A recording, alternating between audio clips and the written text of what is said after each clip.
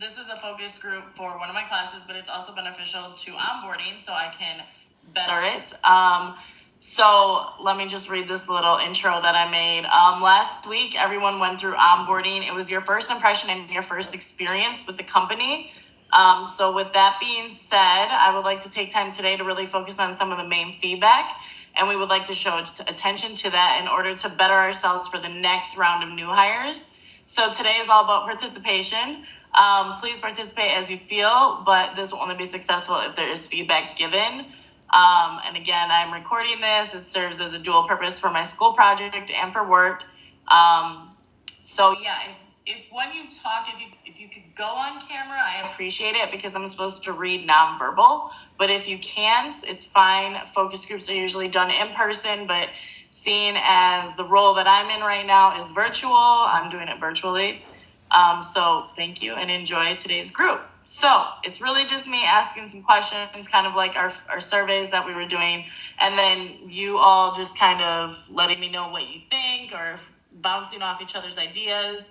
So my first question is, how do you feel overall about how onboarding went? How did you feel after onboarding? What could have been better? What did you really like?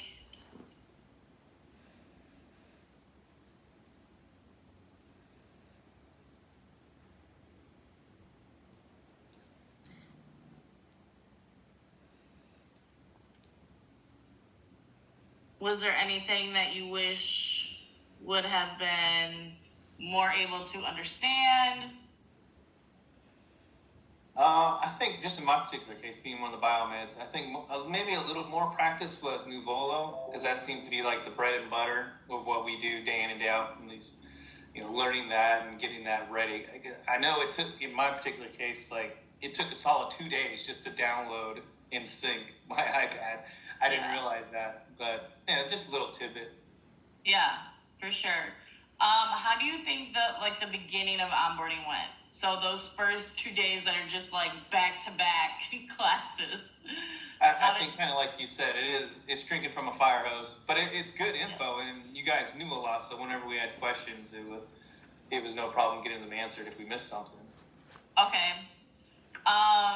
Do you guys, or ladies and guys, think that it would have been better if it would have been in person, or do you think virtually it was pretty successful? I would rather have in person.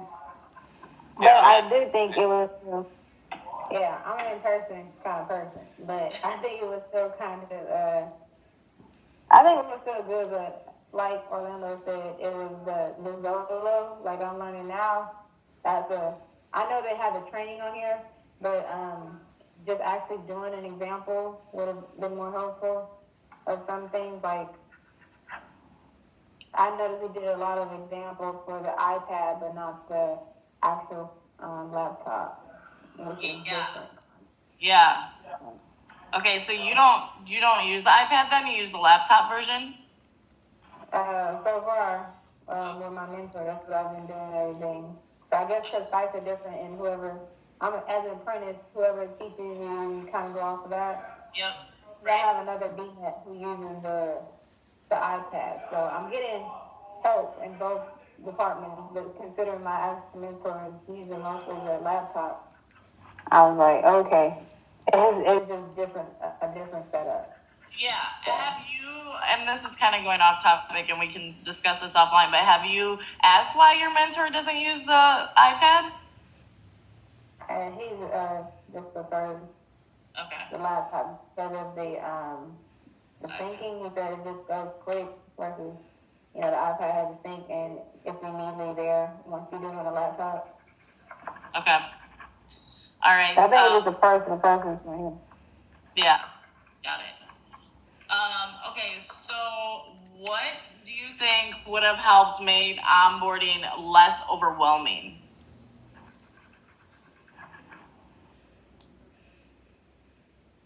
I think maybe in person would have made it a little easier to understand, possibly. Yeah. Would having some sort of like documents beforehand, I don't know, to prepare you of what to expect. I don't know. Like we give so many emails out that I don't want to bombard and give more. But if there's something that I can add to Gomo, or I don't know, something to help just organize what to expect for onboarding. That's what I can think of.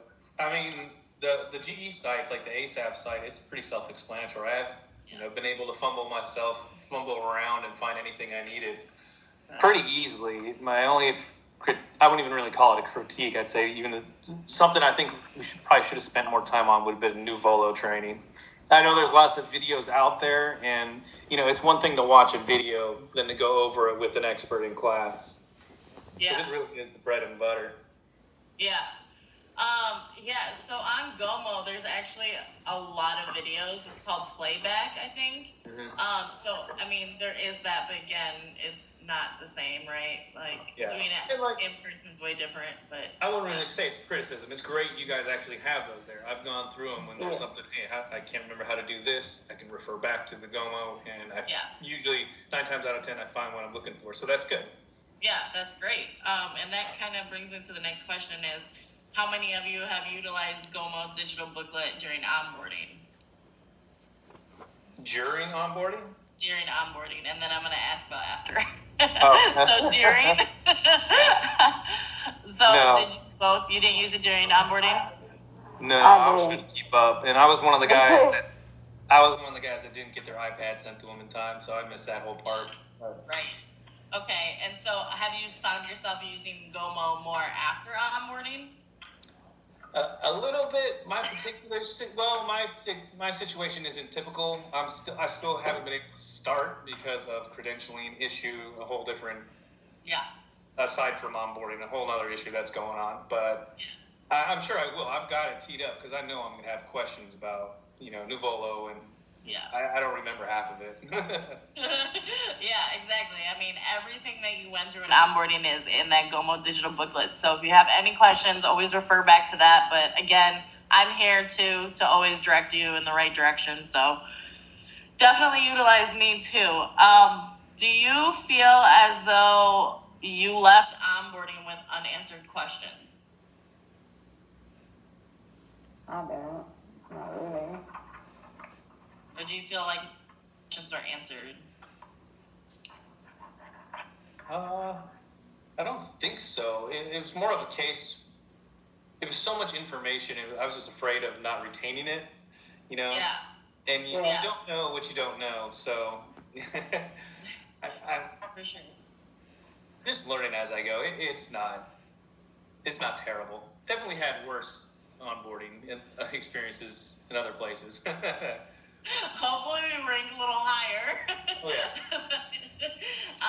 No, that's great. So I'm just going to kind of let you know, I had this meeting yesterday with a couple more people that were in onboarding, and they said that it would have been good to come up with a to-do list of what to do during onboarding, like get your direct deposit done, your GE learnings, I don't know off the top of my head, I can't think, but rad badge if you're an FE, and updating new Volo or whatever it is. So that was something that they came up with, and I thought that was a pretty good idea. And then another thing they came up with, and I'm wondering if you both feel the same way, is the following week after onboarding, doing blocking off a half a day for me from 8 a.m. to 12 p.m. where I'm available for any unanswered questions. So you can just pop on, ask your question, and go back to work whenever you're available. Do you think that would have been beneficial? Christina, did you have any questions when you were out in the field that you wish I would have been available to answer Monday or Tuesday? Most of my questions were after onboarding were for the VPO team, because I'm having problems with my credentialing too. Yeah. So that's where the majority of my questions are. I think you guys did a pretty good job answering everything every time someone had a question during onboarding. But it was just, like Orlando said, it was just a lot of information, so it was more of fear of not being able to retain it when you get out here. But, I know there's things I've been taught so far that I'm like, oh yeah, that was from learn that in training. Oh yeah, that was in training. Even if I forgot it, you know, being actually doing it is actually, you know, helping me retain the information.